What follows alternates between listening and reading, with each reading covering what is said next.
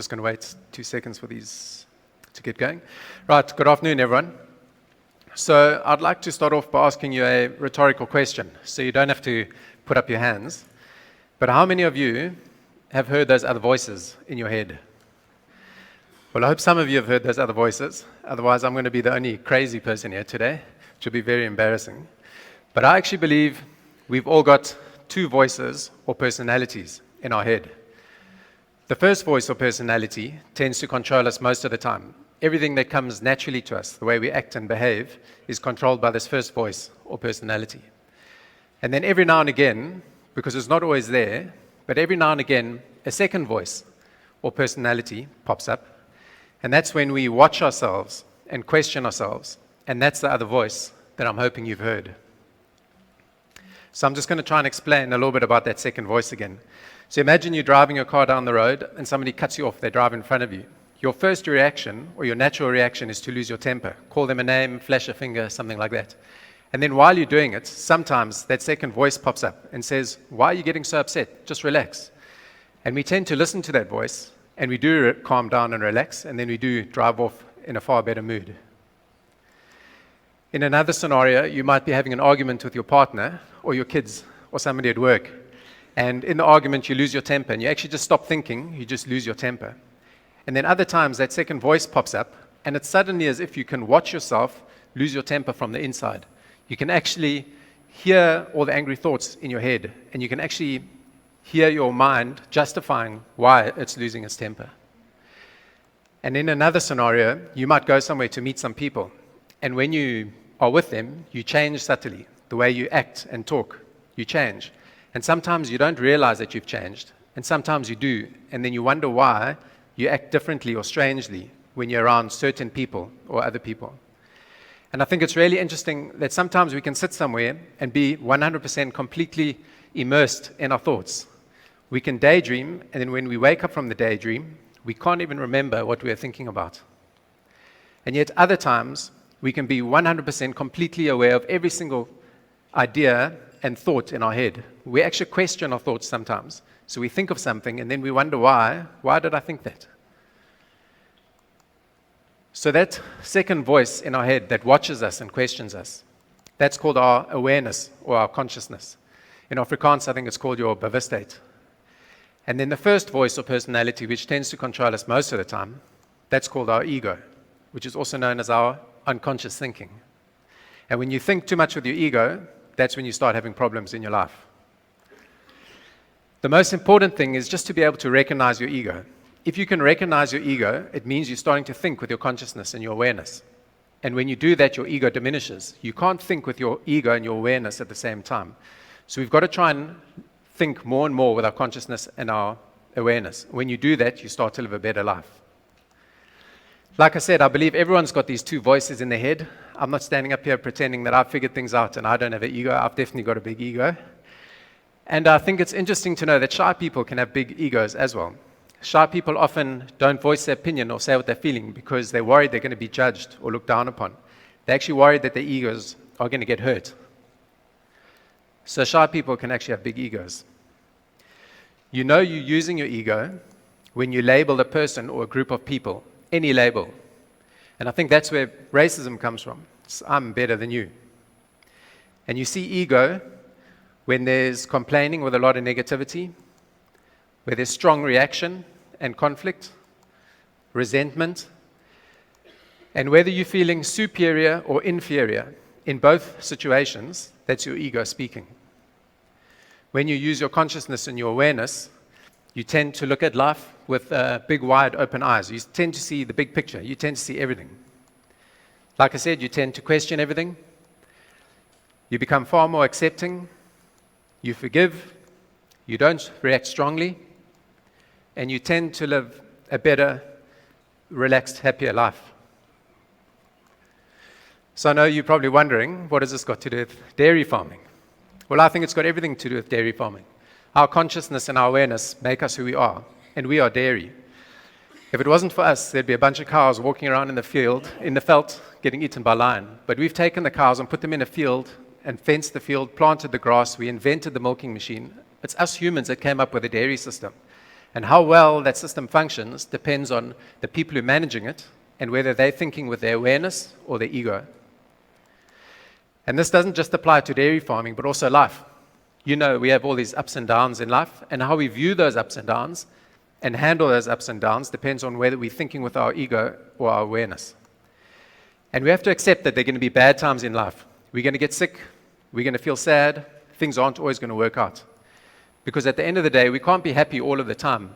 If we were going to be happy all of the time, or if we were happy all of the time, happy would become the norm, and we'd actually forget what happiness feels like. So we actually have to feel sad to feel happy. So happy and sad complement each other. We need both emotions in our lives. So like I said, we've got these ups and downs in life.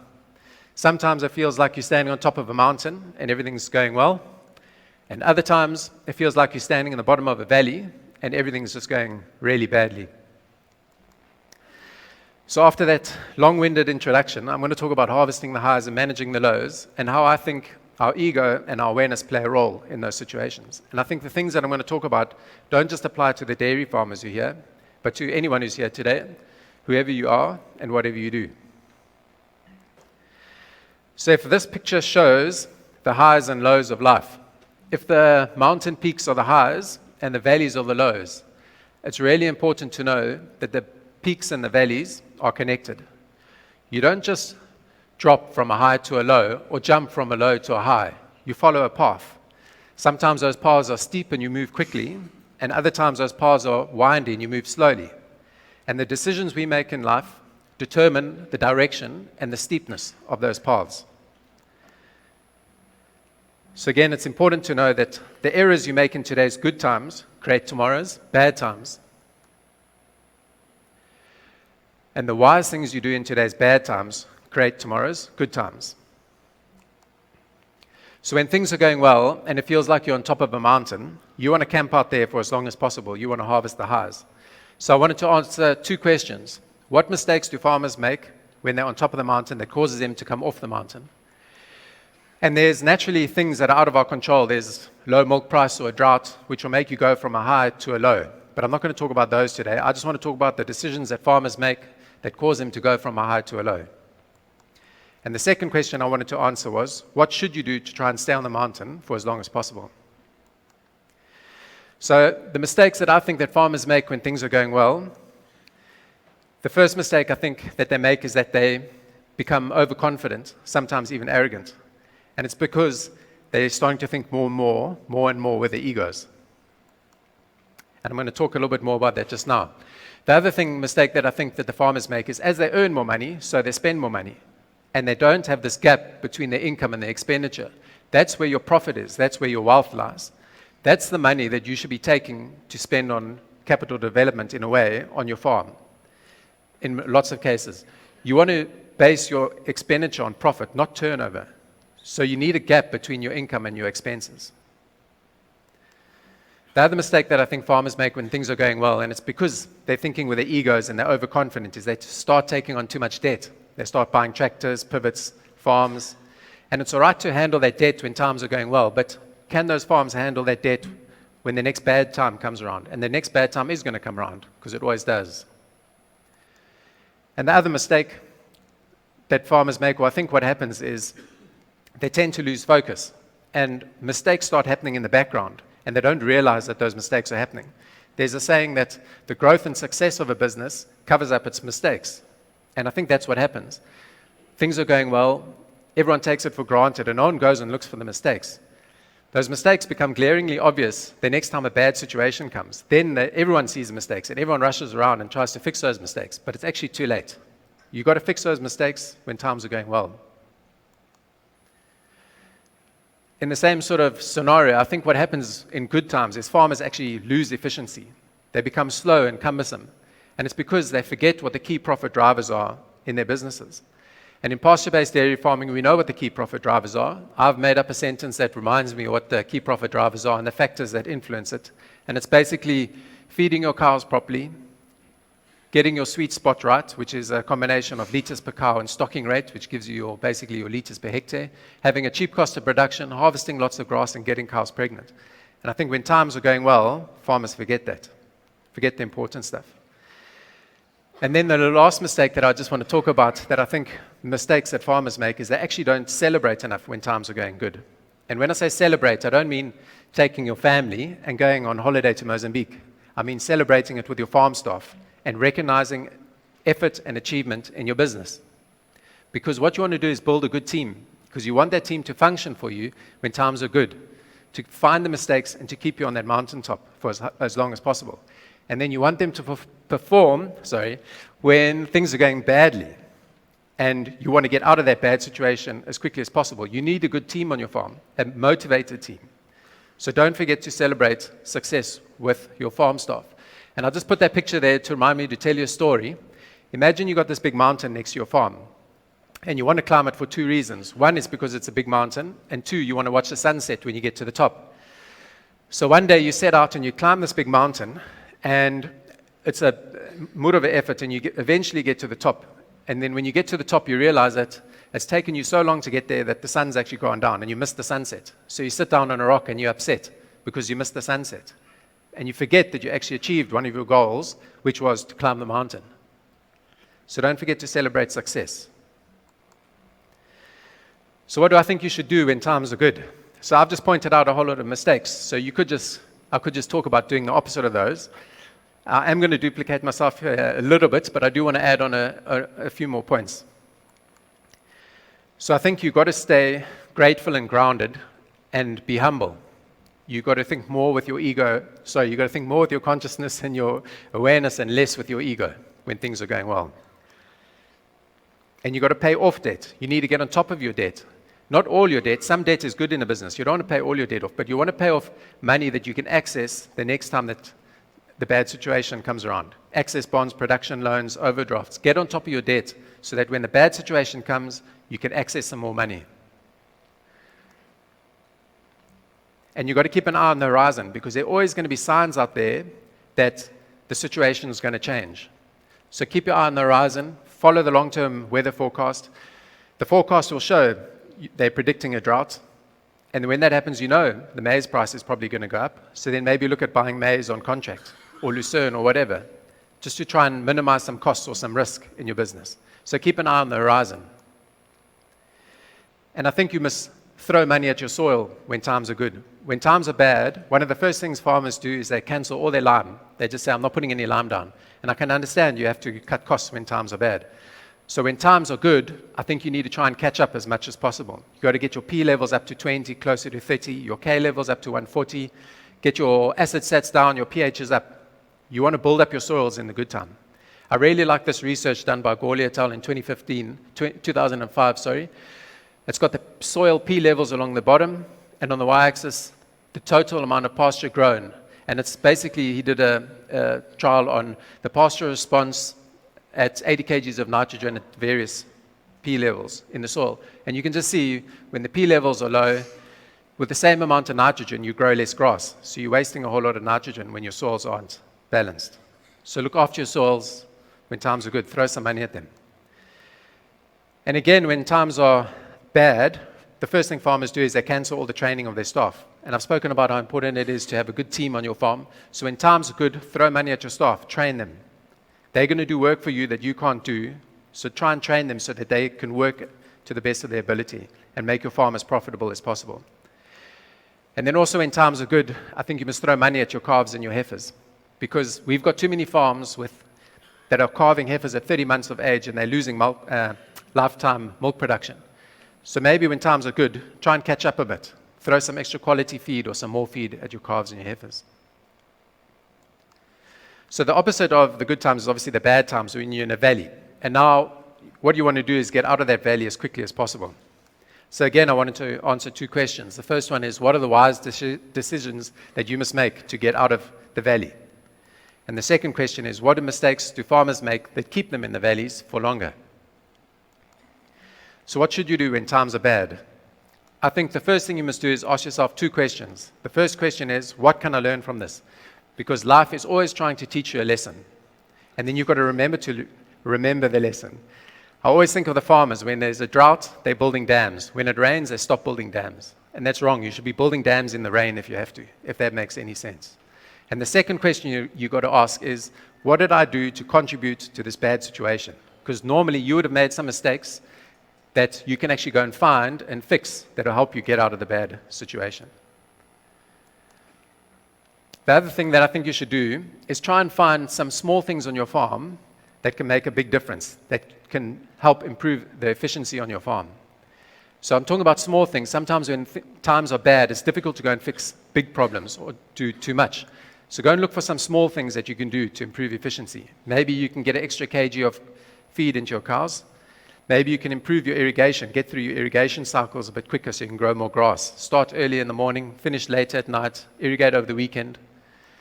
And can you maybe move your fence that you use for allocating grass a couple of times or more often during the day? So put your cows under pressure, give them a smaller area, make them utilize the grass, and then move that fence more often. So what are the small things that you can do to improve things? And then maybe when times are bad, it's time to do the things that you normally hate doing. So I hate washing the dishes, so I put that picture up there. So I don't mean you must go back to your farms and wash the dishes. I mean that you must go back and maybe find the things that you normally hate doing. Go climb in your pits and check your guys. Are they milking properly? Following the right procedures? Are the guys you're AIing handling the straws properly? Maybe you must go do some heat spotting. Don't tell your staff, go do heat spotting, and then go and check your staff in the evenings or the mornings when they're AIing. Are they AIing all the animals, the right animals? Go measure your pastures. Another thing that I think you should do is be careful about looking over the fence when times are bad. So it's true, when times are bad, you could look over the fence and maybe learn something valuable from your neighbor. But what can also happen is if you're going through a bad time, you look over the fence and he's driving a brand new bucky or buying new tractors or putting up a new pivot, you're going to feel terrible. You're going to think he's doing well and you're doing badly. Everyone's running their own race, so be careful of looking over the fence and comparing yourself to your neighbor when times are bad.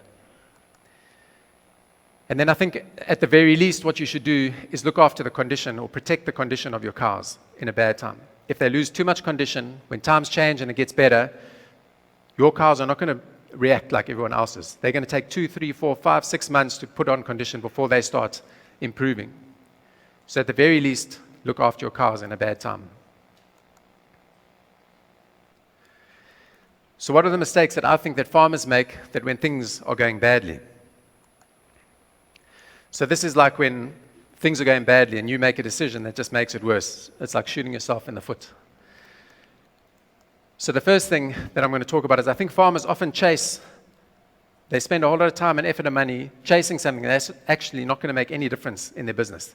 We say it's like climbing a ladder and then getting to the top of the ladder and realizing that the ladder is actually leaning against the wrong wall. And you've wasted all that time and effort and money and you've made no difference to the profitability of your farm. So maybe in a bad time, have a look at what you're spending your money and your time doing. Are you running around putting out fires, or are you actually farming properly and driving profitability?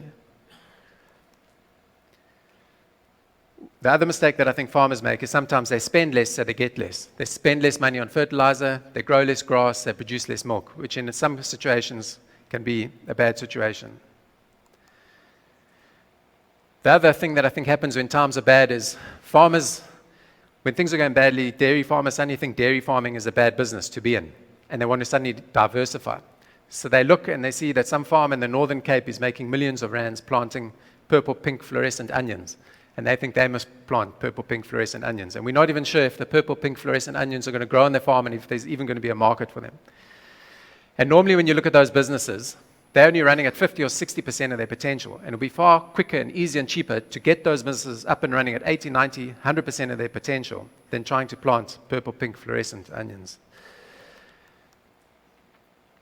The other mistake that I think, or situation that happens on farms in bad times, is that there's a lot of pressure. So farmers or business owners take their stress out on their staff. And I just want to show you a quick picture, a video of what normally happens on a cricket field. Some poor guy drops a ball, and then that's the reaction. When last did you see somebody on a cricket field drop a cricket ball, and then the captain of that fielding side go absolutely berserk? When have we ever seen a cricket captain chase a fielder off the field, throw his hat or his shoes at the guy, swear at him, shout at him? When has that ever happened on a cricket field? Two reasons. One is probably because there's a camera, so they know we're watching. The second reason is I think cricket captains are good leaders. They know how to get the best out of their team. They know how to create good morale, team morale. So maybe think about that the next time somebody drops a ball on your farm. How are you going to react to that situation? And then in bad times, I think farmers get distracted by things that aren't farming related. Social media, fishing, golf, holidays, those sort of things. And they often become a bit isolated, lock themselves up in the office, or they start ignoring the problems on their farms when they should be actually out there sorting the problems out. And then in bad times, I also think when times are tough and there's less money around, you've got to adjust, you've got to spend less money. And I think that there's some farmers still that, even though there's less money around, they don't adjust their lifestyle, which is a bit of a problem. So in life, we know that the results we get come from our actions, which come from our thoughts. So we think of something, we implement it, and then we get a result.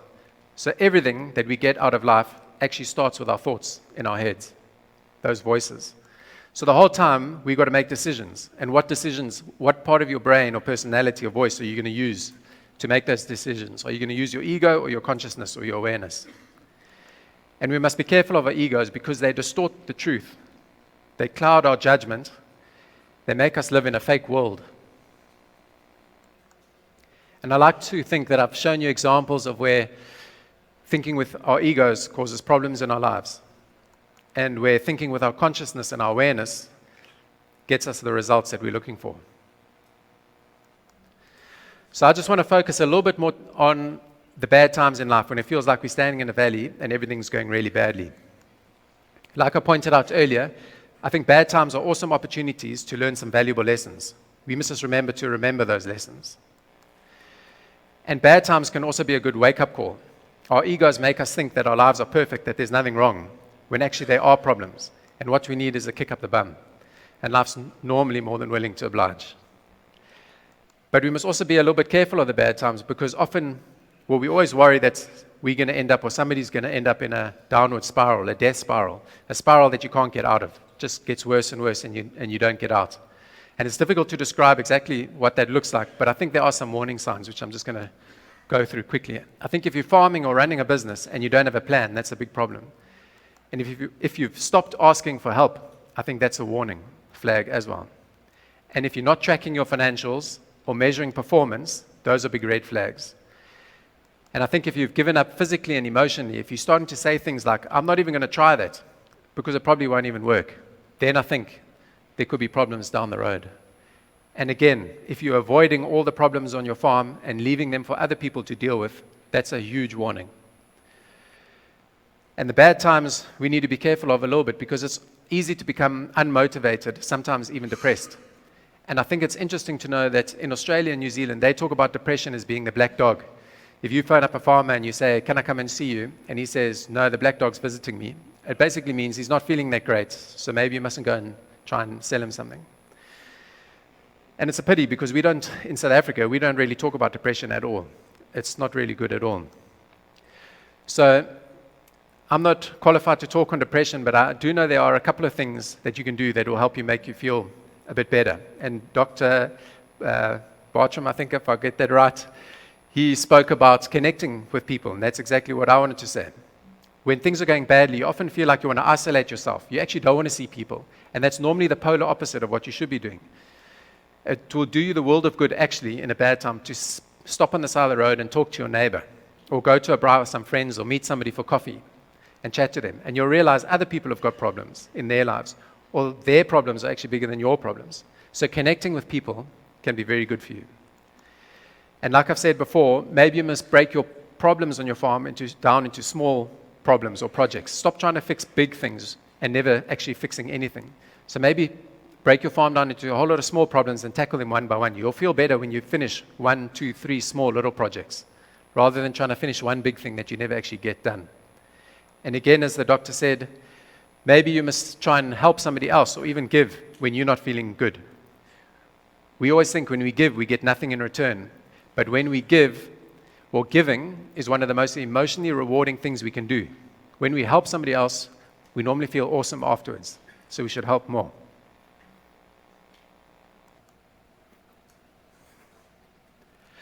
And what's really important to know in a bad time, when there's high feed prices and a drought, something like that, You must know that those things aren't being aimed at you.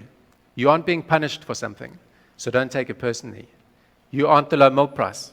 You aren't the bad thing that's happening in the industry, so don't take it personally. And I think there are two thoughts that go through our heads when times are bad that can drive us crazy. The first one is a vacillation in thoughts, where you bounce between two opposites. So you might think, I'm going to make it, I'm not going to make it. I'm going to make it, I'm not going to make it. Or I'm going to pack up and leave, I'm going to stay. I'm going to leave, I'm going to stay. I'm going to leave, I'm going to stay. You think like that for a few days, a week, a month, you're going to go completely crazy.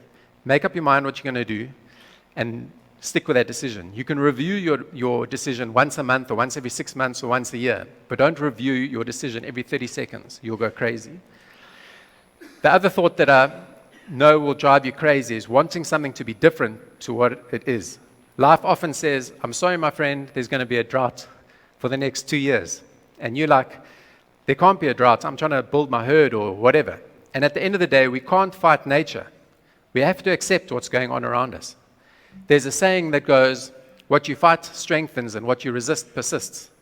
If you try and fight what's going on around you, you're going to make bad decisions in your business. Accept what's going on, adjust your farming, and move on from there. You'll get better results. So I've spoken quite a lot about being unhappy. I just want to quickly talk for a minute or two about being happy. If you ask everyone in this world, what is the one thing that you'd like out of life?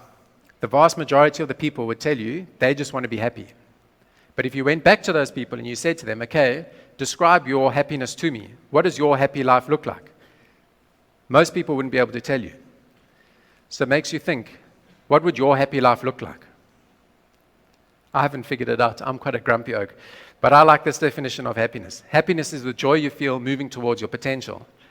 And I think the doctor also spoke about flow, and that's basically it. When you're doing something that you love and that you're passionate about, time just flies by. You don't even realize it. And I think there are too many of us that live with a negative attitude in life. We think that if we try something, it's not going to work. Life's going to screw us. And we can't live like that. We've got to be far more positive. So I've waffled on about all sorts of things about harvesting the highs and managing the lows. I just want to add a few more points on to the end here. In life, there are things that don't matter and things you can't control, so don't worry about them. Focus on the things that matter and that you can control. And base your decisions on your farm on science. We know what makes money in dairy farming. So don't buy snake oils and don't get distracted by the smoke and the mirrors that are out there. And understand the risks in your business.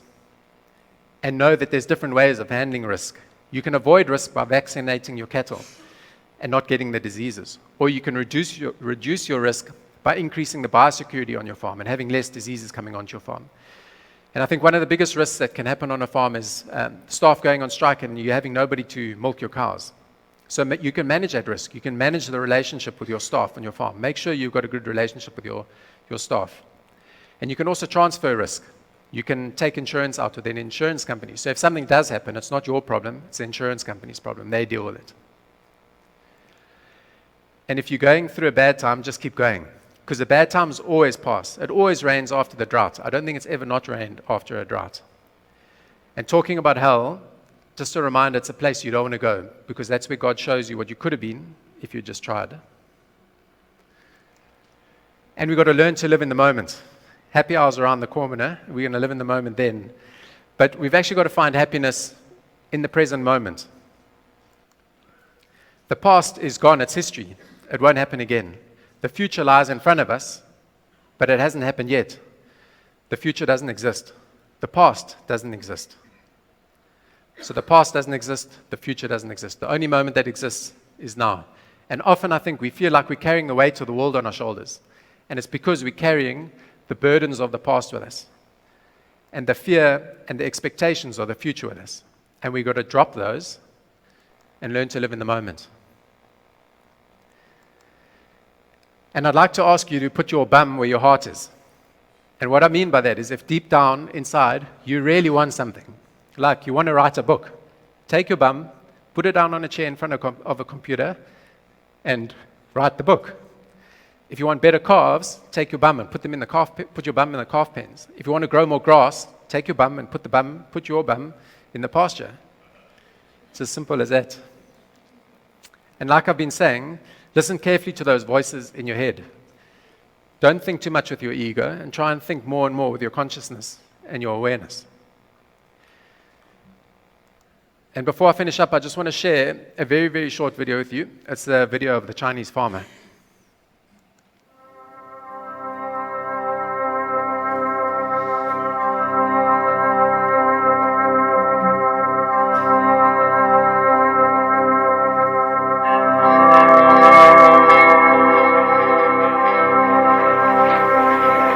Once upon a time, there was a Chinese farmer who lost a horse, ran away. And all the neighbors came round that evening and said, "That's too bad." And he said, "Maybe." The next day the horse came back and brought 7 wild horses with it. And all the neighbors came around and said, "Why, that's great, isn't it?"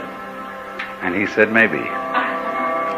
The next day his son was attempting to tame one of these horses and was riding it and was thrown and broke his leg. And all the neighbors came round in the evening and said, "Well, that's too bad, isn't it?" And the farmer said, "Maybe." And the next day the conscription officers came around looking for people for the army, and they rejected his son because he had a broken leg. And all the neighbors came round that evening and said, "Isn't that wonderful?" And he said, "Maybe."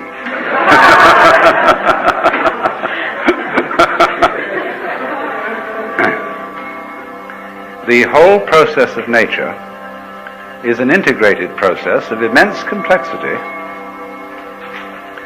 and it is really impossible to tell whether anything that happens in it is good or bad, because you never know what will be the consequences of a misfortune, or you never know what will be the consequences of good fortune.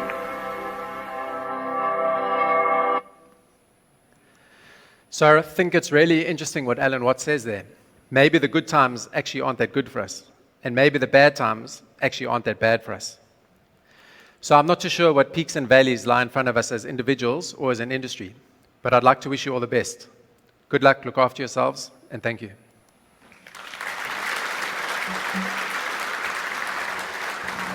Cool. Thanks, Aidan. We're just going to open up to questions.